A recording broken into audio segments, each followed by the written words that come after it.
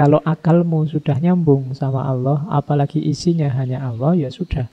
Kamu hidupnya sudah di dalam servernya. Tidak perlu capek-capek download setiap hari. Apa yang dibutuhkan ada. Itu yang oleh para sufi disebut makrifat nanti.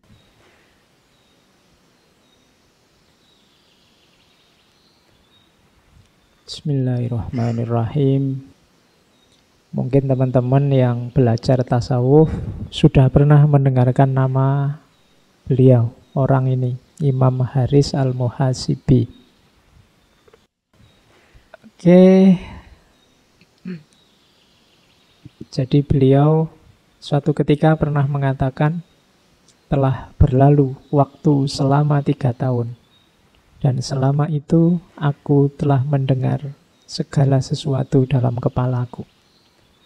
Kemudian telah berlalu pula masa 30 tahun, dan selama itu aku tidak pernah mendengar sesuatu kecuali dari Allah.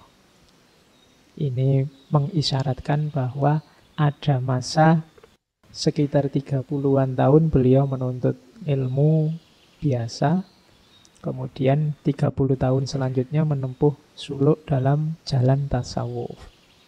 Kalau masih menempuh ilmu biasa seperti kita, itu kan pikiran itu rame. Isinya macam-macam. Ilmu apa saja, wawasan apa saja, bunyinya banyak sekali di sini. Lihat HP itu bunyinya macam-macam. Mungkin kritik lah, mungkin heran lah, mungkin macam-macam. Lihat apa saja, kepala ini berkecamuk macam-macam. Tadi di depan ada berita tentang saudara kita yang meninggal, itu kan isi kepalamu macam-macam, segala macam hal keluar. Tapi begitu menjalani suluk, tidak tersisa apapun. Yang terdengar hanya suaranya Allah. Jadi kontrasnya di situ. Kalau pikiran masih ramai, masih isinya macam-macam, itu biasanya sumber ketidaktenangan kita, kegelisahan kita. Ketakutan-ketakutan akan masa lalu dan masa depan. Kerumitan-kerumitan cara pandang kita, itu ramai banget pikiran kita itu. Nah, kalau sudah suluk 30 tahun selanjutnya, kata Imam Muhasibi, aku sudah gak mendengar apapun. Yang aku dengar hanya suaranya Allah. Yang ada di kepala yang tersisa hanya tinggal satu dan satu-satunya, yaitu Allah. Tidak tahu saya kita mengalami yang semacam ini apa enggak dalam hidup kita, tapi berusahalah. Berusahalah untuk menuju ilaihi roji'un yang sejati. Biar lebih ringan langkahmu, jangan terlalu sibuk dengan hal-hal yang tidak penting. Biar isinya nanti tersisa Allah saja. Apa tidak boleh berpikir, Pak? Kalau begitu boleh. Malah katanya Imam Al-Muhasibi, likulli syai'in jauharun, wa jauharul insani al-aqlu, wa jauharul aqli at-taufiq. Dalam segala sesuatu itu ada intinya. Intinya manusia, wa jauharul aqli, wa jauharul insani, itu al-aqlu. Intinya manusia itu akalnya. Tapi jangan lupa, wa jauharul aqli at-taufiq. Saya tidak harus cerita bagaimana utamanya akal bagi manusia. Kita selama ini mengkaji itu. Tapi kata-kata Imam Al-Muhasibi selanjutnya, wa jauharul aqli at-taufiq. Justru intinya akalmu itu adalah taufik, anugerah dari Allah.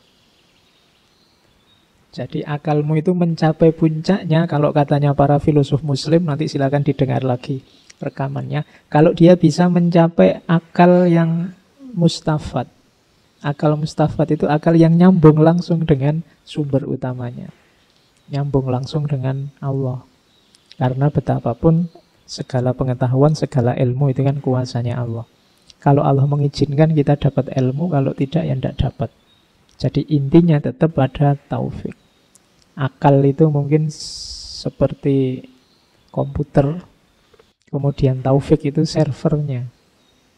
Kalau kita internetan kan data itu ada di server.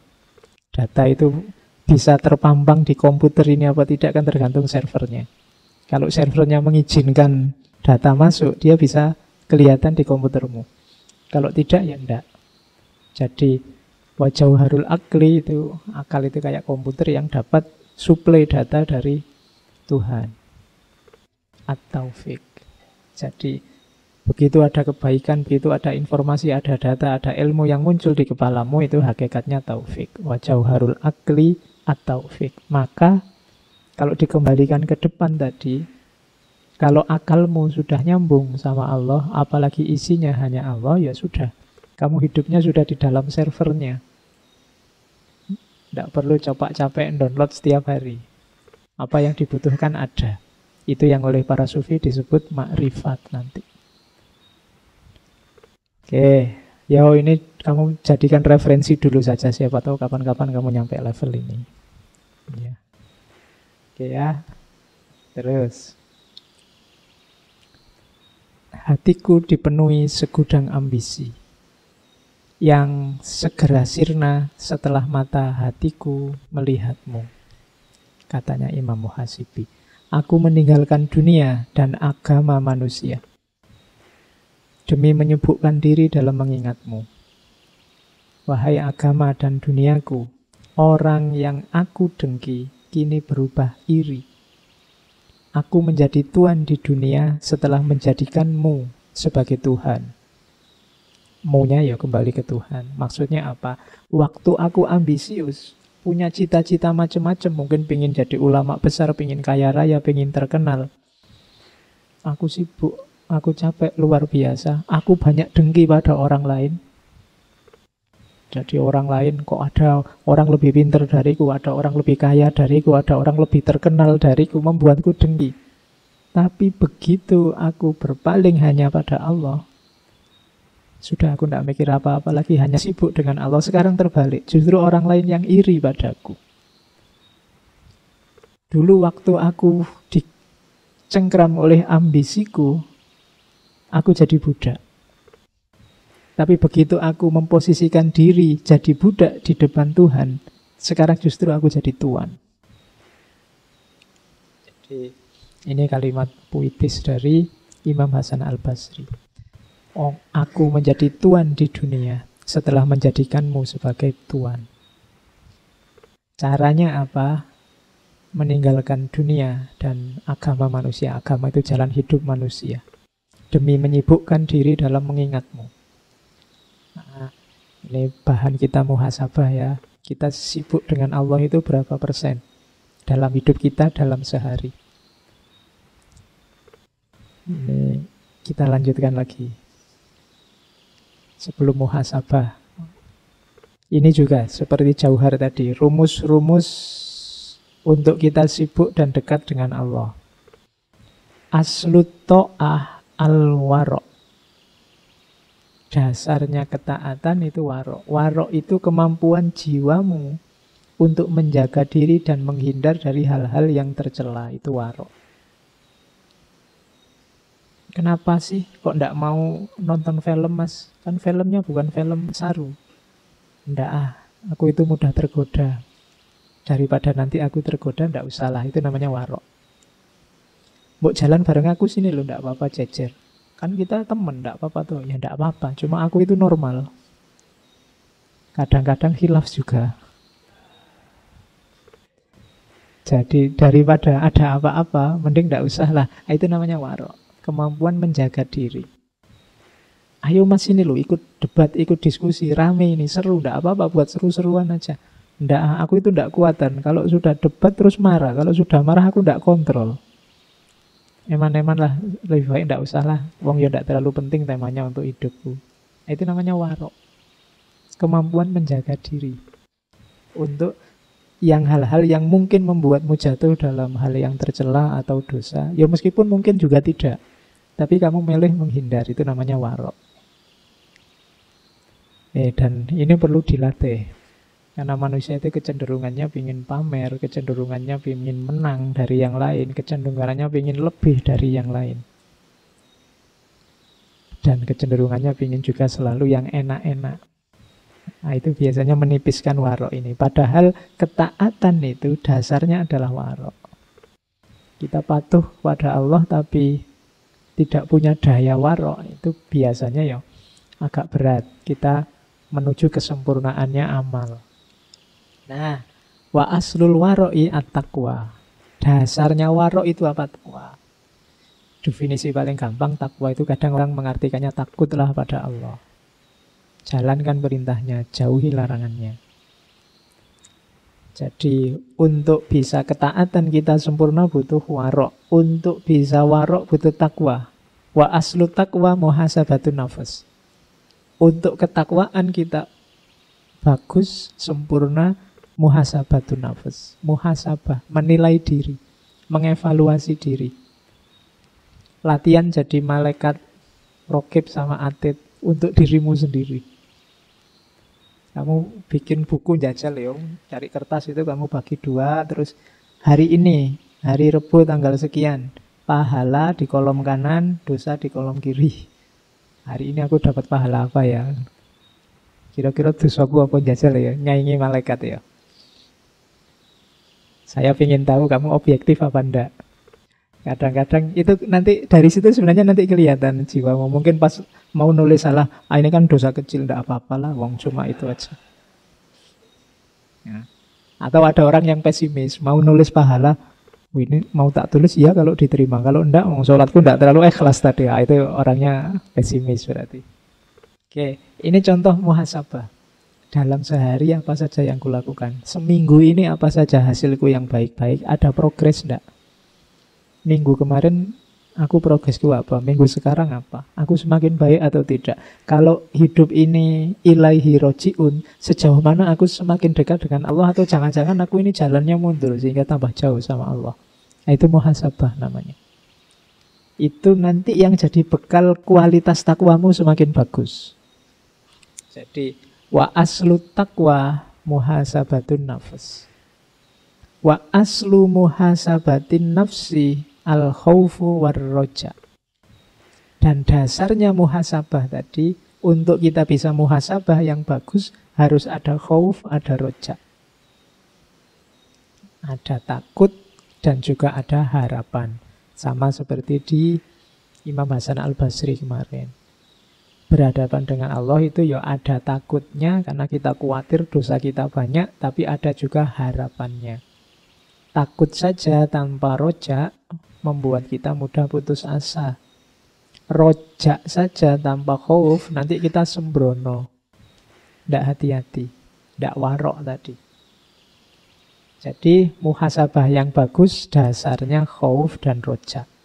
Kalau hanya khauf saja, jadinya kayak tadi kamu mau nulis pahalamu, kamu takut. Ya kalau diterima. Wong aku ini lemah, aku ini tidak berdaya, khauf saja. Kalau hanya rojak saja, kayak tadi, kamu dosa aja, tidak usah ditulis dosa kecil aja, aku sudah istighfar, nanti nggak usah. Nah itu rojak saja. Harus imbang, ada khaufnya, ada rojaknya. Kadang-kadang kamu harus agak introspeksi ke dalam dirimu. Kalau kamu merasa aku ini mudah sekali Pak, kalau ada hal-hal jelek, hal-hal dosa itu aku mudah terpancing. Diperkuat khaufnya. Biar tidak mudah masuk ke dalam dosa.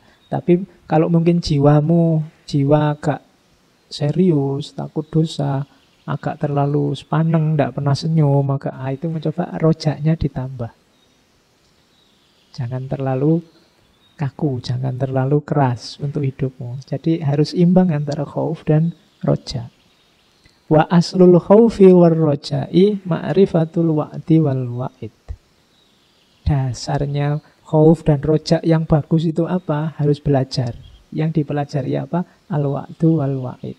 Janjinya Allah dan juga ancamannya Allah. Mana yang baik, yang nanti rewardnya bagus, mana amal jelek yang harus hati-hati karena balasannya juga siksa Allah sangat keras. Jadi wa'du wal-wa'id butuh pengetahuan. Wa ma'rifatul wa'di wal-wa'id, pengetahuan tentang janji dan ancamannya Allah, itu adalah azmul jasa. Azmul jasa itu balasan yang besar. Di balasan yang besar maksudnya apa? Segalanya ada balasannya di sisi Allah. Fama ya'mal miskola dzarratin khairan yarah wa ma ya'mal miskola dzarratin syarran yarah. Dan terakhir, kuncinya paling akhir ternyata di sini. Wa aslu dzalika al-fikratu wal ibrah. dasarnya semua tadi yang di atas adalah al-fikru. Harus kita mau berpikir, akalnya dijalankan, wal ibrotu, dan mau mengambil pelajaran. Jadi justru kuncinya di ilmu, di belajar. Makanya orang Islam itu wajib belajar. Tidak cuma 5 tahun, 6 tahun, 9 tahun. Tapi seumur hidup. Dulu zaman saya kecil wajib belajar itu 6 tahun. Saya tidak tahu sekarang wajib belajar itu berapa? 9, 12 tahun. Harusnya sekarang diganti wajib belajar seumur hidup. Karena kadang-kadang tambah tua itu tambah tidak karu-karuan kelakuannya. Jadi harus mau belajar terus. Resikonya kalau sudah tidak belajar itu mandek. Orang mandek itu biasanya ketika dia merasa sudah benar. Jadi kekacauan-kekacauan itu sering terjadi ketika orang sudah merasa benar, tidak mau lagi belajar. Orang kalau sudah merasa benar nggak mau belajar apa lagi? Wong sudah benar. Maka ayo wajib belajar seumur hidup saja. Tidak cuma 9 tahun. Mungkin kalau yang 9 tahun, 12 tahun itu wajib sekolah, boleh lah. Tapi kalau wajib belajar, enggak. Di Jogja ini ada jam belajar. Tapi saya tidak tahu jam belajar itu kalian manfaatkan buat apa. Jam belajar itu yang rame, masuk sekolahan, masuk tempat pengajian. Yang rame kan itu jam makan sebenarnya. Jadi ramenya malah warung-warung itu rame kalau jam belajar itu. Oke. Jadi ternyata taat itu dasarnya warok, warok dasarnya takwa, takwa dasarnya muhasabah, muhasabah dasarnya khauf dan rojak dasarnya janji dan ancaman, janji dan ancaman dasarnya pembalasan dari Allah, dan dasar semuanya adalah berpikir serta mengambil pelajaran. Nah, ini diambil dari qaulnya Imam Haris al-Muhasibi. Terus, sekarang kita belajar muhasabah. Kalau menurut petunjuknya Imam Haris al-Muhasibi di Ri'ayah li Hukukillah, muhasabah itu diawali dari lidah. Maksudnya berarti apa yang kita ucapkan. Kalau hari ini mungkin dikasih strip jempol. Apa yang kamu tulis di medsos, apa yang kamu posting. Karena sekarang kan orang itu eksisnya kan nggak cuma lewat kata-kata, tapi juga lewat jempol, lewat statusmu, lewat postinganmu. Sekarang kan jargonnya tidak lagi aku berpikir maka aku ada, tapi aku bikin status, aku posting maka aku ada. Ya. Kalau kamu punya grup WA dan kamu diem aja nggak posting-posting, kan kamu terus nggak dianggap ada. Kalau kamu posting yang nge-like banyak, yang komentar banyak, kamu baru merasa, wah aku eksis nih. Nah, itu berarti aku posting maka aku ada. Yuk di muhasabah deh. Kamu posting apa hari ini? Kamu ngomong apa saja hari ini? Itu lidah. Lidahmu mengeluarkan apa saja hari ini? Yang penting berapa persen, yang iseng berapa persen? Kalimat-kalimat yang baik berapa persen? Kalimat netral berapa persen? Kalimat negatif berapa persen? Itu kalau kamu bisa ngitung, ini luar biasa muhasabahmu. Imam Haris al-Muhasibi itu dikenal ahli muhasabah. Berarti beliau mengukur, wah ini sudah terlalu banyak ngomong jelek ini misalnya. Terus setelah lidah, mata. Mata, kalau mau ngomong matamu tidak enak. Mata kita dalam sehari-hari itu, ya, kamu pakai buat apa saja? Apa saja yang kamu lihat? Ya mungkin hari ini banyak lihat HP Pak. Ya wis, kamu di depan komputer, di depan HP itu yang kamu lihat apa? Bukan salah saya loh Pak, saya itu sebenarnya bacanya bagus-bagus. Tiba-tiba iklan. Iklannya itu gambarnya wow gitu ya Pak. Ya jangan buka situs-situs itu. Salahmu sendiri iseng googling. Jadi mata. Kalau kan ada pepatah yang masyhur itu laka al-ula. Jadi kalau engkau jatahmu cuma lihat yang pertama. Tapi kalau yang kedua dan seterusnya itu tidak boleh. Kalau lihat yang gitu-gitu itu sekilas saja yang pertama. Astagfirullah terus paling ke sana. Tidak boleh diulang. Kalau diulang sudah dosa. Biar nggak ngulang, lihatnya yang lama. Ini masih yang pertama loh Pak, belum ngulang. Oke, itu strategimu itu. Terus telinga. Telingamu mendengarkan apa saja, itu kamu yang tahu lah ya. Kemudian tanganmu, apa yang kamu lakukan dengan tanganmu. Terus kakimu, perutmu. Perut itu berarti apa yang kamu masukkan. Berani menjaminkah yang kamu masukkan halal? Berani menjaminkah yang kamu masukkan baik dalam perutmu? Terus kemaluan. Saya tidak tahu sudah fungsi apa belum yang punya kalian yang belum nikah. Tapi hati-hati, orang sering terjebak di kemaluan itu, wadaknya itu, tapi isinya kan nafsu. Sejauh mana kamu bisa mengontrol itu nanti menentukan nasibmu. Lahirnya itu. Oke, nilailah ini sampai rapotnya tidak merah. Apakah itu lidah, mata, telinga, dan macam-macam. Berarti fisikmu positif. Kalau sudah fisikmu positif, muhasabah level 2. Tanyakan tujuannya. Kebaikan yang kamu lakukan itu untuk mencari ridhonya Allah atau ada pamrih lain? Mulutmu yang baik, perilakumu yang baik, kamu mendengarkan yang baik-baik, kamu jaga benar perut kemaluanmu. Itu demi ridhonya Allah, ada pamrihnya enggak? Ada tujuan yang lain enggak? Jangan-jangan untuk tujuan-tujuan selain Allah. Pak, saya sekarang rajin tahajud, rajin puasa Senin Kemis. Pak, kenapa? Baru daftar CPNS. Ya, ada pamrihnya kemarin-kemarin kemana aja. Jadi coba dicek, ada pamrih-pamrih dunia enggak? Saya sekarang rajin sholat duha, Pak. Kenapa? Lu sholat duha itu katanya rezekinya lancar, Pak. Ya enggak masalah, tapi enggak masalah dengan Tuhannya, tapi targetnya kok itu. Jadi muhasabah level 2, ayo dicermati. Kebaikan-kebaikan yang kamu lakukan itu mencari ridhonya Allah apa tidak? Kalau lulus di level 2 ini, masuk ke level 3. Kamu kan tadi sudah baik, lahirmu, batinmu juga baik ternyata. Kamu mencari ridhonya Allah. Tapi sekarang coba tanya, kamu bangga enggak dengan dirimu? Kan kadang-kadang, wah, alhamdulillah Pak, itu kan pernyataan kebanggaan diri. Saya sekarang sudah, level saya sudah tinggi Pak. Saya hanya Allah yang saya cari ridhonya. Kamu tidak sadar begitu kamu mengklaim bahwa levelmu sudah tinggi, kamu tidak kayak yang lain, kamu sudah tidak punya pamrih. Sebenarnya menunjukkan bahwa kamu sedang jatuh lagi. Jadi ini level naik satu level, tanyakan kamu bangga tidak karena sudah melakukan jasadmu baik, rohanimu juga baik. Kalau ada kebanggaan-kebanggaan itu, kamu masih, batinnya masih perlu diperbaiki.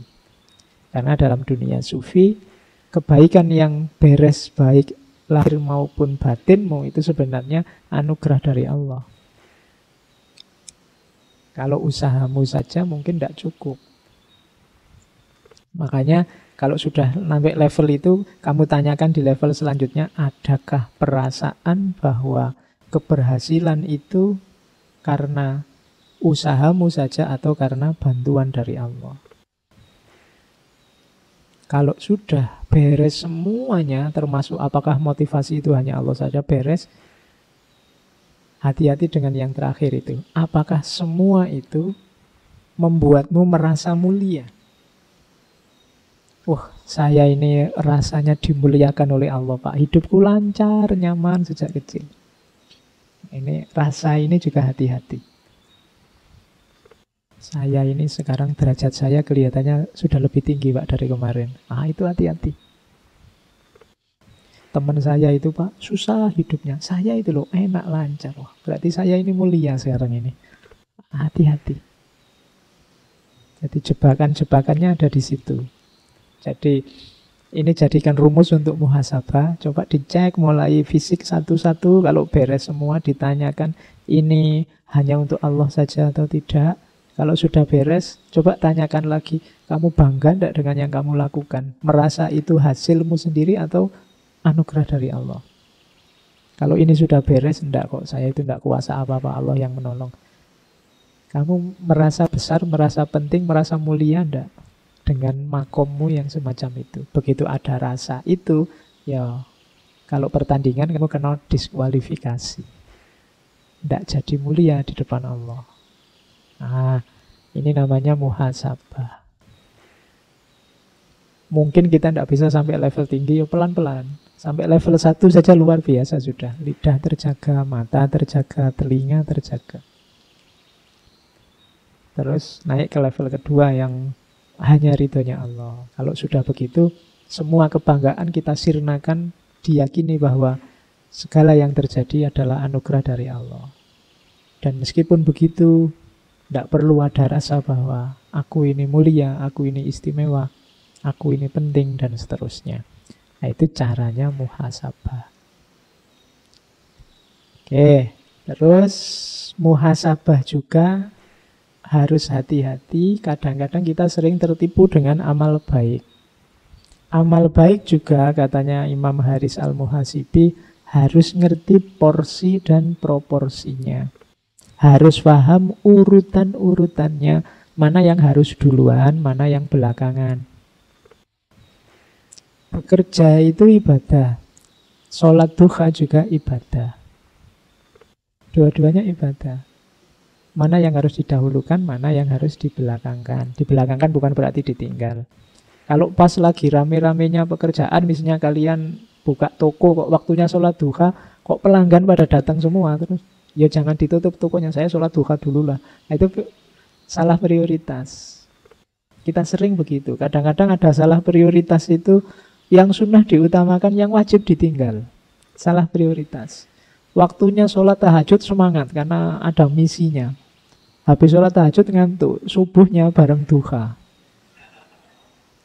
Ya. Ah, itu urutannya keliru.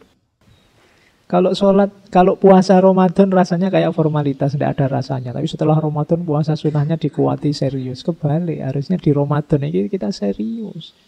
Di sana fadilahnya macam-macam. Nah, ini namanya urutan amal. Hati-hati. Orang sering tertipu di sini. Di antara godaannya setan, katanya Imam Haris Al-Muhasibi, itu kita dibolak-balik urutan amalnya. Jadi kebaikannya. Saya seminggu yang lalu ada cerita. Saya tidak tahu pastinya gimana. Jadi ada teman-teman mahasiswa yang sedang sholat. Kebetulan yang depan jadi imam, terus ambruk tempat sholatnya. Jadi imamnya ini kejeblos ke bawah. Kebetulan yang bawah ini sumur. Ya ada cerita itu kan. Saya tidak tahu pastinya, tapi ada cerita. Setelah imamnya jatuh ke bawah ini, ada makmum satu ke depan melanjutkan sholat isyaknya, menyelesaikan sholatnya. Saya tidak tahu ini yang di bawah ini sedang berjuang apa tidak. Oke. Coba nanti, saya masih belum jelas, tapi ceritanya begitu. Tapi akhirnya beliau yang imam ini meninggal, mahasiswa. Jadi tidak, hati-hati. Jadi ini urutan amal. Baik, sholat itu wajib memang baik, tapi nyawa juga nomor 1. Gitu loh. Ya kan? Kadang-kadang ada orang itu kan, misalnya saking, wah ini wajib ini sholat, kadang pinggir jalan besar sholat. Oh ya jalan sebentar sedikit di sana sudah ada masjid. Ini godaannya setan. Hati-hati. Jadi muhasabah juga ya, urutan amal. Karena setan itu sering menggoda di sini. Akhirnya kita terjebak. Mungkin nanti begitu dihisab, justru yang wajib-wajib ini keteteran. Kita lebih asik dengan yang sunnah-sunnah. Bukan berarti salah, tapi keliru urutannya, salah prioritasnya. Jadi antara makanan utama dan cemilan, kita lebih mengutamakan cemilannya. Makanan utamanya tidak tergarap.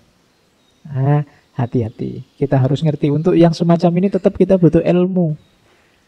Jadi tidak sekedar. Jadi kebenaran, kebaikan itu tidak sekedar kita tahu jenisnya apa terus kita laksanakan. Kita butuh rumus-rumusnya, kapan dilaksanakan, dalam situasi apa, untuk alasan apa, dan seterusnya. Karena begitu salah pakai, malah bahaya, kadang membahayakan kita. Saya sering mengilustrasikan itu. Hari ini kan ada Google itu.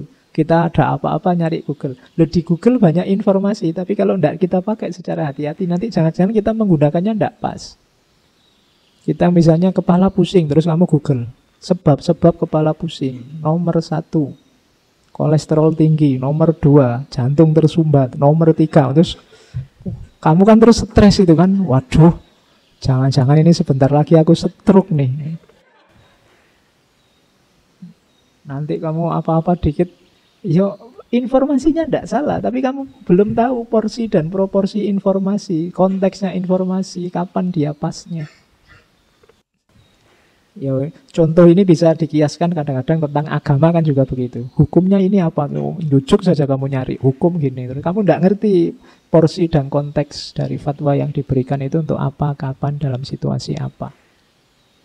Itu gunanya kita nambah ilmu terus. Tanya ahlinya, bila perlu nyari yang bisa nuntun. Makanya dalam tasawuf itu disarankan ada mursyid, ada penunjuk, penuntun. Kalau jalan sendiri khawatirnya tadi keliru. Wong kamu cuma sakit pilek aja merasa kena serangan jantung lah, kena apalah gitu. Nanti dadanya sesak sedikit merasa, waduh, ini jangan-jangan paru-paru nih. Ini jangan-jangan asma nih, macam-macam. Nah, oke, cari ilmunya. Oke, saya kira itu ya malam hari ini tema muhasabah kita. Semoga ada manfaatnya. Oke, dari saya sekian, kurang lebihnya mohon maaf. Wallahul muwafiq, wallahu a'lam bissawab. Wassalamualaikum warahmatullahi wabarakatuh.